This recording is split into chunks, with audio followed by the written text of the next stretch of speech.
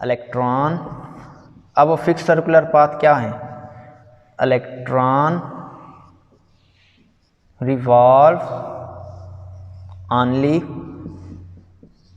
those fixed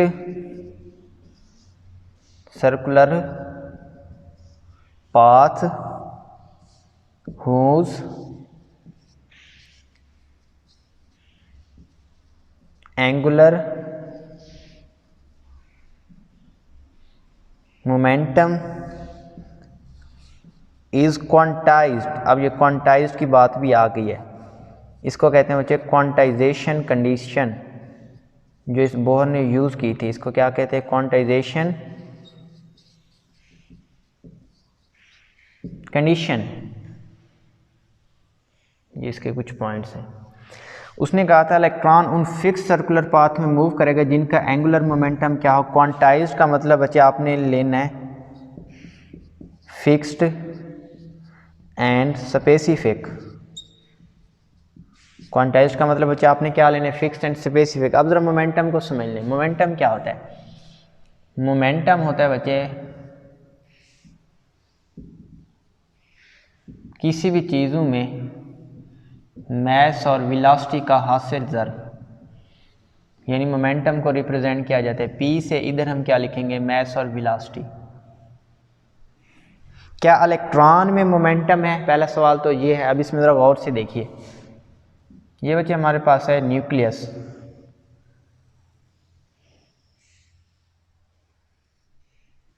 ये हमारे पास क्या था बच्चे, न्यूक्लियस था। ये है बच्चे इलेक्ट्रॉन, ये क्या है बच्चे, इलेक्ट्रॉन। अब आप जानते हैं जो इलेक्ट्रॉन होता है उसका मैस भी होता है ना, और वो मैस हमने निकाला भी था। इलेक्ट्रॉन का मैस कितना होता है, 9.1 मल्टीप्लाई 10⁻³ किलोग्राम इलेक्ट्रॉन का मैस तो है। इसी तरह जो इलेक्ट्रॉन है ना वो मूव भी तो कर रहा है ना बच्चे, मूव कर रहा है तो उसकी वेलोसिटी भी तो होगी। अब उसकी वेलोसिटी क्या होगी, इस चीज़ को अभी हमने समझना है। और ये वेलोसिटी भी नील बोहर ने निकाली है। ये हम नेक्स्ट वीडियो लेक्चर में इसको समझेंगे, ये जो न्यूमेरिकल वैल्यूज़ हैं। फ़िलहाल हमने ये तो समझ लिया था ना जो इलेक्ट्रॉन का मैस है, पिछली वीडियोस में मैंने आपको बता दिया था 9.1 मल्टीप्लाई 10⁻³ kg। अब इलेक्ट्रॉन मूव भी तो कर रहा है, जब वो मूव कर रहा है तो उसकी क्या होगी बच्चे, वेलोसिटी भी तो होगी। वेलोसिटी होगी कि नहीं होगी, वैसे आमतौर पर इसकी वेलोसिटी मैं आपको बता देता हूँ, जो होती है वैल्यू 2.18 मल्टीप्लाई 10⁻6 मीटर पर सेकंड, राउंड अबाउट यही वैल्यू होती है। अब सवाल ये है ये वैल्यू कहाँ से आई है, इसको हम समझेंगे बच्चे नेक्स्ट लेक्चर में, जो अगला मेरा लेक्चर आएगा। इसी पे हम दूसरा लेक्चर भी करेंगे। फ़िलहाल हम इसके मेन पोस्टुलेट्स को क्या करें, डिस्कस करें। मेन पोस्टुलेट के बाद ये चीज़ें आपको समझा दूंगा बच्चे मैं आपको। तो ये देखें, ये इलेक्ट्रॉन है, ये क्या है बच्चे, इलेक्ट्रॉन है। इसका कुछ ना कुछ मैस तो होगा। ये जो बच्चे इलेक्ट्रॉन है, ये जो न्यूक्लियस के गिर्द फिक्स्ड सर्कुलर पाथ, ये एक फिक्स सर्कुलर पाथ है। ये देखें, ये इसमें दूसरा फिक्स सर्कुलर पाथ है। और इसी तरह अगला आप कर लें, इसमें तीसरा बना लें, ये तीसरा उसमें क्या हो जाएगा, फिक्स सर्कुलर पाथ। ये देखें, ये एक और तीसरा इसमें क्या है, फिक्स सर्कुलर पाथ है। फिक्स सर्कुलर पाथ नज़र आ रहे हैं बच्चे, ये और ये क्या है आपके पास, फिक्स्ड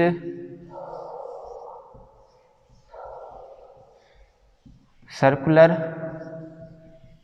पाथ। हमने कहा था ना जो इलेक्ट्रॉन रिवॉल्व करते हैं ना वो फिक्स्ड स्पेसिफिक सर्कुलर पाथ में क्या करता है, रिवॉल्व करता है। इन्हीं को नाम दिया था स्टेशनरी एनर्जी स्टेट। क्या नाम दिया था, स्टेशनरी एनर्जी स्टेट, या इसका हम दूसरा नाम देंगे बच्चे स्टेशनरी एनर्जी लेवल। स्टेशनरी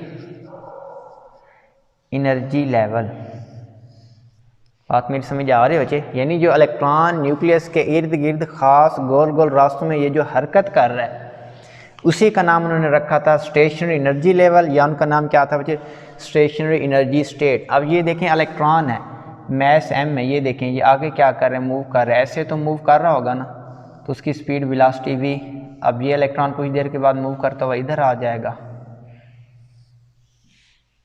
ये उसका क्या है बच्चे, मैस है, ये उसकी क्या है, वेलोसिटी। ये इलेक्ट्रॉन आगे इधर जाना चाहे, ये उसका मैस m है, ये उसकी क्या है, वेलोसिटी। इसी तरह ये इलेक्ट्रॉन आगे, ये देखें, ठीक है बच्चे।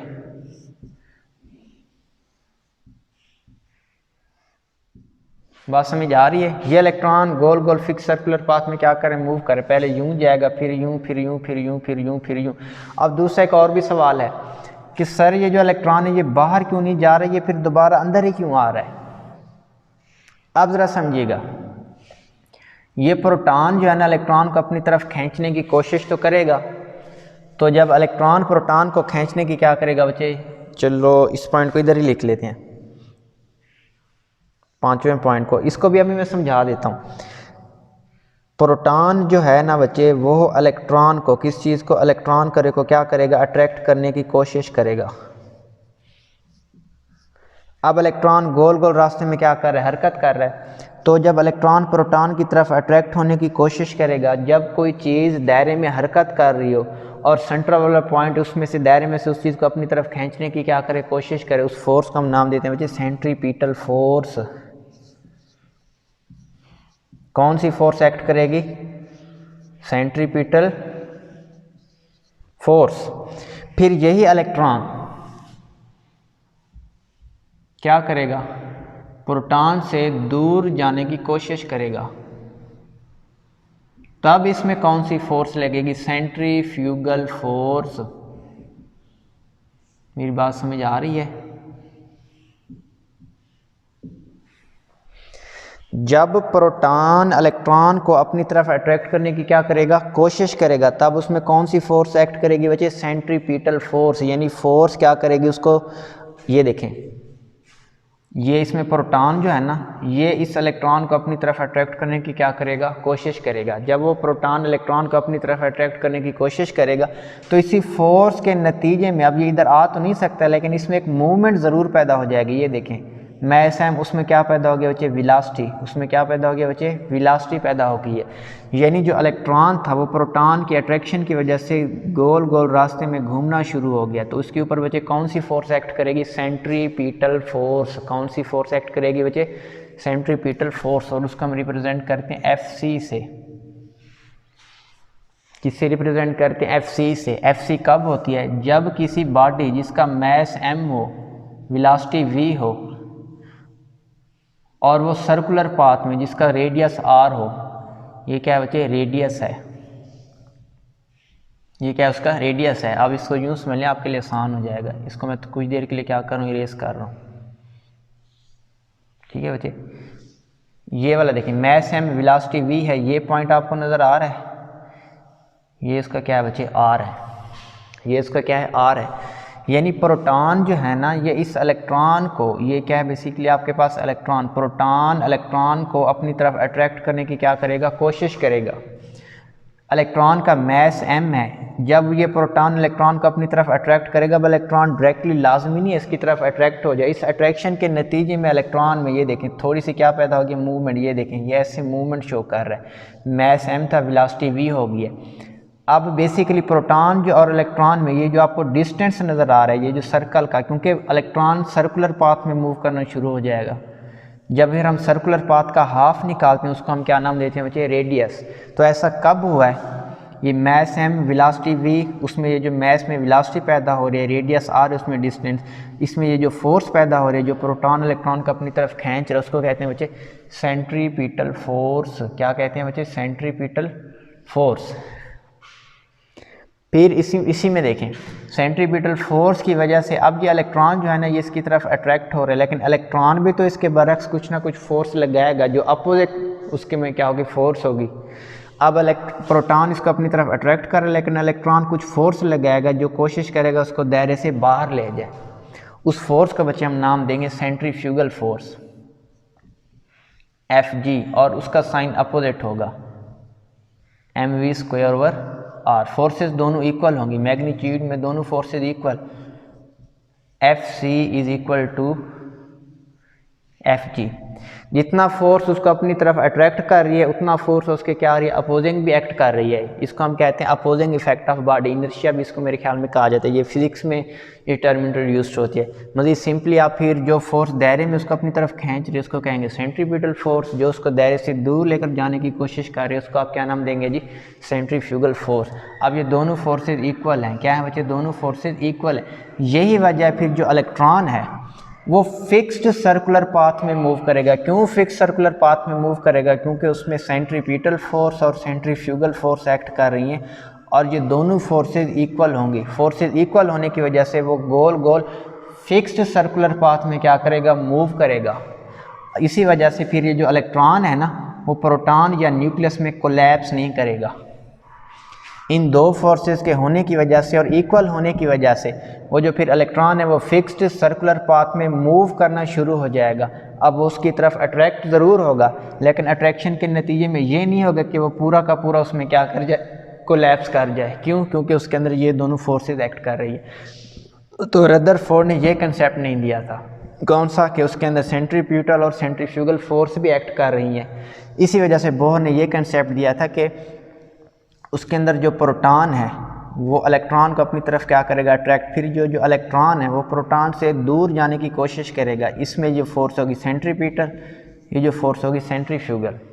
यानी प्रोटॉन इलेक्ट्रॉन को कोशिश करेगा उसकी तरफ अट्रैक्ट हो, इलेक्ट्रॉन कोशिश करेगा वो प्रोटॉन से दूर चला जाए। दोनों में फोर्सेज एक्ट करेंगे, एक सेंट्रीपिटल, दूसरी कौन सी फोर्सेज, सेंट्रीफ्यूगल। ये दोनों फोर्सेज लगेंगी, इसके नतीजे में इलेक्ट्रॉन जो है ना वो प्रोटॉन की तरफ ना तो अट्रैक्ट होगा और ना ही वो उसमें से बाहर जाएगा, बल्कि वो दायरे में घूमना शुरू हो जाएगा। कोई भी एनर्जी ज़ाया किए बगैर ये इलेक्ट्रॉन दायरे में घूमना शुरू हो जाएगा। इट मीन्स इलेक्ट्रॉन घूम भी रहा है लेकिन उसमें कोई एनर्जी ज़ाया भी नहीं हो रही। यही वजह है, क्योंकि उसमें कोई एनर्जी ज़ाया नहीं हो रही, वो एक फिक्स्ड सर्कुलर पाथ में क्या कर रहे हैं, मूव कर रहे हैं, क्योंकि उसमें कोई एनर्जी इमिट नहीं हो रही। इसी वजह से फिर इलेक्ट्रॉन के न्यूक्लियस में आने के चांसेस नहीं हैं, ज़ीरो हैं। इसी वजह से एक एटम क्या होता है, स्टेबल होता है। एटम क्या होता है, स्टेबल होता है। उम्मीद करता हूँ आपको ये पॉइंट समझ आ गया होगा। जो रदरफोर्ड ने ये पॉइंट को क्या किया था बच्चे, नहीं एक्सप्लेन किया था, लेकिन नील बोहर ने किया था, इसी वजह से ये पॉइंट अहम है। अब देखें, फिर ये भी आपको पता चल गया। अब हम इधर थे कि एंगुलर मोमेंटम क्या होता है। मोमेंटम की डेफिनेशन है mv और होता है एंगुलर मोमेंटम, उसको रिप्रेजेंट करते हैं L से। एंगुलर मोमेंटम को रिप्रेजेंट करते हैं L से। ये एक vector quantity is equal to R multiply by momentum. अब ये क्या है, mv मोमेंटम की वैल्यू है। mv किसकी वैल्यू है बच्चे, मोमेंटम की वैल्यू है। अब ये देखें, इसको हम कहाँ लिख लें, फिर इसको मैं कोशिश करता हूँ, चलो ये वाला पार्ट जो है ना इसको मैं इरेज कर देता हूँ। ठीक है बच्चे, all L is equal to R over P, L का L ही रहेगा। अब ये देखें, मास m, वेलोसिटी v है, ये R का R हो जाएगा बच्चे। इधर हम क्या लिखेंगे, मास और वेलोसिटी। क्या लिखेंगे, मास और वेलोसिटी। यही जो सेंट्रीपिटल फोर्स, इसी वजह से उसमें क्या हो रहा है बच्चे, एंगुलर मोमेंटम भी क्रिएट हो रहा है। तो हम क्या लिखेंगे, L is equal to mvr। अब वेक्टर क्वांटिटी क्यों है, क्योंकि इसके ऊपर जो फोर्स एक्ट कर रही है उसकी डायरेक्शन भी तो है। जब किसी चीज़ में डायरेक्शन आ जाए और उसका मैग्नीट्यूड भी है, उस क्वांटिटी को कहते हैं वेक्टर क्वांटिटी। क्या कहते हैं, वेक्टर क्वांटिटी। तो ये अब देखें, L is equal to mvr, उसमें हम फिर लिखेंगे बच्चे साइन थीटा। अब ये गौर से देखें, ये ऐसे इलेक्ट्रॉन मूव कर रहा है, वेलोसिटी v है, ये उसका रेडियस r है, मास m है। तो ये जो एंगल इसमें बन रहा है कौन सा बन रहा है, 90 डिग्री का। अब आप जानते हैं साइन 90 इसकी वैल्यू क्या होती है, 1 होती है। तो L is equal to mvr, L is equal to mvr। तो उसने क्या कहा था, electron revolves only those fixed circular paths. Circular path क्या है, फिक्स्ड है। अगर हम इसमें दूसरा सर्कुलर पाथ ले लें, इसका ये देखें, ये हमने इसमें ले लिया दूसरा सर्कुलर पाथ, ये देख लें इसमें, ये बच्चे इसमें मैंने क्या बना लिया, दूसरा सर्कुलर पाथ बना लिया। इसमें भी क्या होगा, ये इलेक्ट्रॉन क्या कर रहा है बच्चे, मूव कर रहा है। ये इलेक्ट्रॉन भी क्या कर रहा है, मूव कर रहा है। ये इलेक्ट्रॉन भी क्या कर रहा है, मूव कर रहा है। ये इलेक्ट्रॉन का मैस m, ये है वेलोसिटी। अब ये इसका क्या होगा बच्चे, radius r। Mass m, velocity v, ये उसका क्या है, रेडियस r। इसमें भी जो एंगल बनेगा कौन सा बनेगा, 90 डिग्री का। यानी जिस पोजीशन पे भी आप इलेक्ट्रॉन को लोगे, अगर वो एक फिक्स्ड सर्कुलर पाथ में मूव कर रहा है, वो सर्कुलर पाथ न्यूक्लियस के करीब भी हो सकता है, वो सर्कुलर पाथ न्यूक्लियस के दूर भी हो सकता है, वो सर्कुलर पाथ न्यूक्लियस के मज़ीद दूर भी हो सकता है। तो ये जो सर्कुलर पाथ जिसमें इलेक्ट्रॉन मूव कर रहे हैं, वहाँ पर क्या क्रिएट हो रहा है, उसकी मूवमेंट की वजह से एंगुलर मोमेंटम। क्या क्रिएट हो रहा है बच्चे, एंगुलर मोमेंटम। क्योंकि इलेक्ट्रॉन की जो मूवमेंट है वो कांस्टेंट है, वो फिक्स्ड है। इलेक्ट्रॉन की मूवमेंट क्या है बच्चे, वो कांस्टेंट है, वो फिक्स्ड है। इसी वजह से फिर हमने कहा उसका जो एंगुलर मोमेंटम है वो भी फिक्स्ड है और वो स्पेसिफिक है। स्पेसिफिक वाला पॉइंट भी आपको समझा देता हूँ। एंगुलर मोमेंटम की वैल्यू क्या है, क्वांटाइज्ड है, फिक्स्ड है, स्पेसिफिक है। इसको कहते हैं क्वांटाइजेशन कंडीशन। अब आप कहेंगे कैसे, ये न्यूक्लियस के गिर ये एक पहला सर्कुलर पाथ है, ये वाला बच्चे, ये न्यूक्लियस और इलेक्ट्रॉन में ये, और ये कौन सा सर्कुलर पाथ है, दूसरा सर्कुलर पाथ है। इसके लिए एंगुलर मोमेंटम की वैल्यू और होगी, और इसके लिए बच्चे एंगुलर मोमेंटम की वैल्यू क्या होगी, और होगी स्पेसिफिक, लेकिन वैल्यू क्या होगी, चेंज होगी। उसकी वैल्यू क्या होगी बच्चे, चेंज होगी। तो इस सारे को आप नोट कर लें, उसके बाद हम इस चीज़ को दोबारा समझ लेते हैं। अच्छा जी, तो होपफुली आपने इसको नोट कर लिया होगा। अब इधर देखें, इस चीज़ को मैं इधर दोबारा लिख दूँगा।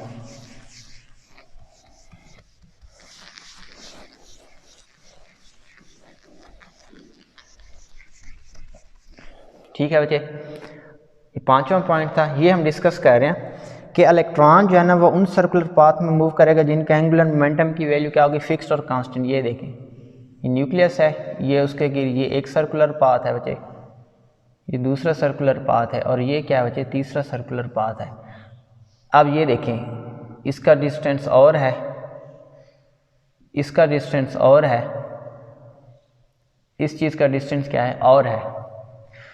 ये भी सर्कुलर पाथ फिक्स्ड है, ये भी सर्कुलर पाथ फिक्स्ड है, ये भी सर्कुलर पाथ क्या है बच्चे, फिक्स्ड है। इसी में इलेक्ट्रॉन क्या करेगा, velocity mass m, velocity v, ये उसमें क्या होगा, रेडियस r, तो उसमें क्या हो जाएगा बच्चे, एंगल 90 डिग्री। अब इसमें भी तो इलेक्ट्रॉन मौजूद है, ये इधर मूव करेगा, मैस m, वेलोसिटी v, ये देखें ये सर्कल के साथ, इसका रेडियस r, इधर एंगल क्या हो जाएगा, 90 डिग्री। चाहे इलेक्ट्रॉन इस वाले सर्कुलर पाथ में मौजूद हो, ये देखें ये वाला, चाहे इलेक्ट्रॉन ये इस वाले सर्कुलर पाथ में मौजूद हो या ये वाला सर्कुलर पाथ हो, जो भी सर्कुलर पाथ हो, हर एक सर्कुलर पाथ में इलेक्ट्रॉन क्या शो कर रहा है, एंगुलर मोमेंटम। क्या शो कर रहा है बच्चे, एंगुलर मोमेंटम। इस दूसरे वाले में भी इलेक्ट्रॉन क्या शो कर रहा है,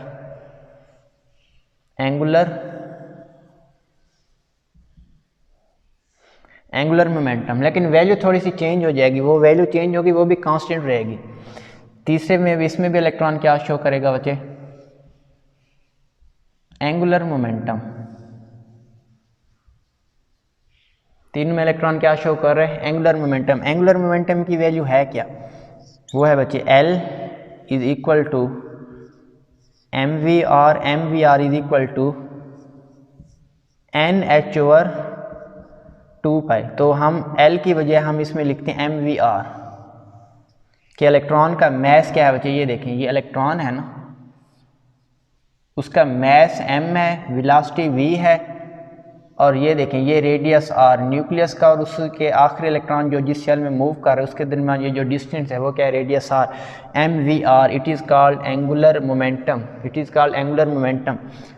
अब हर एक एंगुलर मोमेंटम क्या होगा, फिक्स्ड होगा। अब ज़रा देखिए, ये है न्यूक्लियस, न्यूक्लियस के गिर जो पहला शेल होगा, न्यूक्लियस के गिर क्या होगा, जो पहला वैल्यू। अब इसमें देखिए ये जो H है और डिवाइडेड बाई 2π, ये वैल्यू फिक्स्ड है, ये वैल्यू क्या है बच्चे, फिक्स्ड है। इसमें n की वैल्यू जो है ये वेरी करेगी, n की वैल्यू क्या करेगी, वेरी करेगी, चेंज होगी। क्या चेंज होगी, ये है क्या, पहले तो ये समझ लेना। ये n रिप्रेजेंट कर रही है बच्चे सर्कुलर पाथ को, सर्कुलर पाथ। इसी सर्कुलर पाथ को आपने अभी क्या नाम दिया था कुछ देर पहले, एनर्जी लेवल। यानी ये जो n है ना, ये रिप्रेजेंट कर रही है स्टेशनरी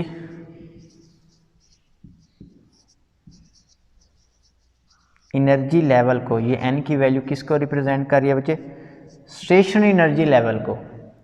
n की वैल्यू किस चीज़ को रिप्रेजेंट कर रही है बच्चे? स्टेशनरी एनर्जी लेवल को, यानी सर्कुलर पाथ को। अगर हम न्यूक्लियस के गिर्द पहले शेल की बात करें, ये जो पहला शेल है, उसके लिए फिर आप कहेंगे n की वैल्यू है 1, it means first stationary energy level. इसके लिए यानी n की वैल्यू क्या होगी बच्चे? 1। उसके बाद आप ये दूसरा सर्कुलर पाथ लगा लें, ये देखें मैंने दूसरा सर्कुलर पाथ बना दिया है ना। तब बच्चे n की वैल्यू आप कहेंगे 2 है। ये क्या है बच्चे? Second stationary energy level. अब हो सकता है इसके लिए क्या है बच्चे? n की वैल्यू 2 है। n की वैल्यू क्या है? 2। आगे n की वैल्यू ये देखें, ये और मैंने सर्कुलर पाथ बढ़ा दिया है। इसमें बच्चे n की वैल्यू क्या होगी? 3। n की वैल्यू क्या होगी? 3। इट मीन्स ये उसमें क्या है बच्चे? थर्ड स्टेशनरी एनर्जी लेवल है। उसमें क्या है बच्चे? n की वैल्यू जब 3 होगी, थर्ड स्टेशनरी एनर्जी लेवल। अब ये है n, मतलब जब फर्स्ट सर्कुलर पाथ होगा n की जगह 1 पुट करेंगे, 2 होगा तो n की जगह क्या पुट करेंगे बच्चे? 2। अगर तीसरा सर्कुलर पाथ हो तो n की जगह क्या पुट करेंगे? 3। तो इसी के हिसाब से एंगुलर मोमेंटम की वैल्यू भी क्या होती जाएगी? चेंज। इस वाले पोर्शन को मैं इरेज कर देता हूँ, ये तो उम्मीद करता हूँ आपने नोट कर लिया होगा।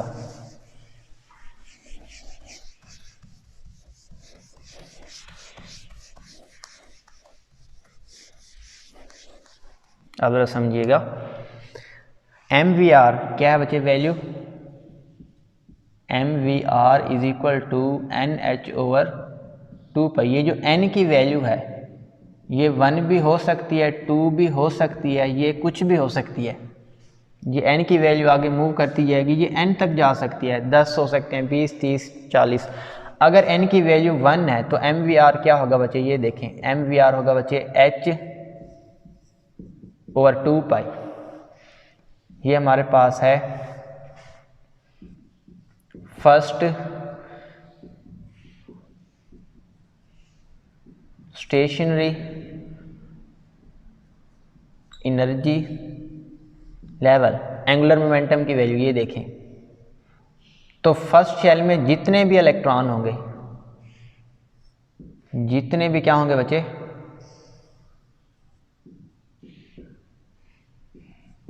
इलेक्ट्रॉन्स होंगे, उनके एंगुलर मोमेंटम की वैल्यू, उनके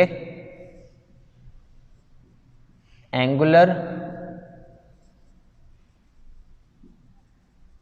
मोमेंटम की वैल्यू क्या होगी?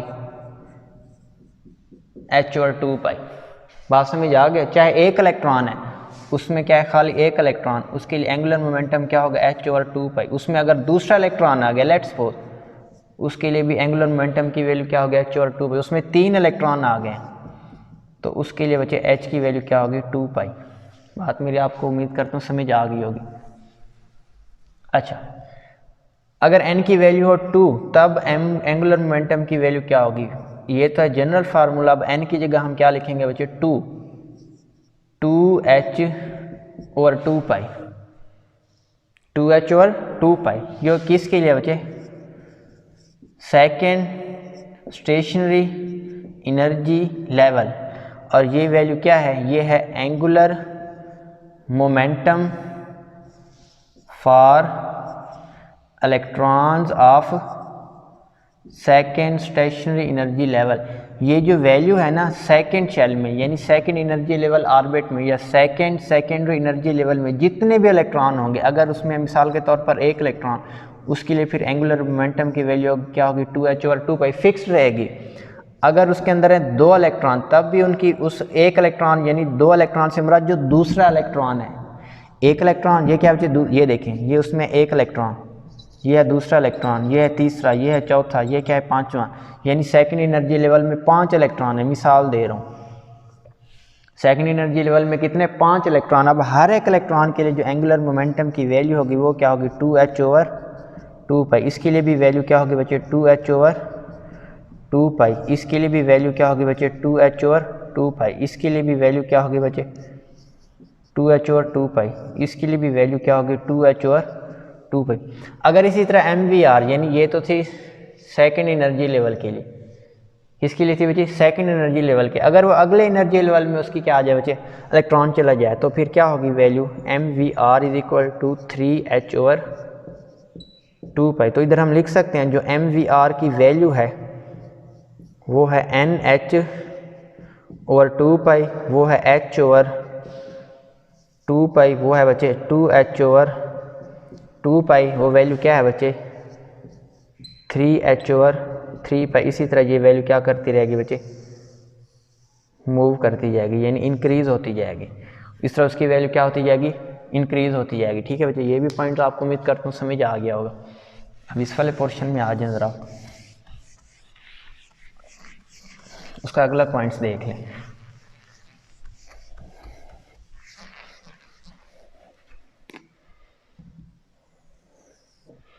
ये इसका बच्चे नेक्स्ट पॉइंट एंगुलर मोमेंटम आपको पता चल गया ना बच्चे।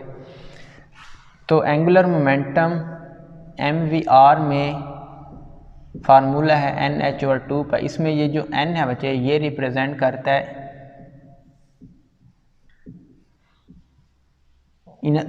Energy level. इसमें फिर हम क्या लिखेंगे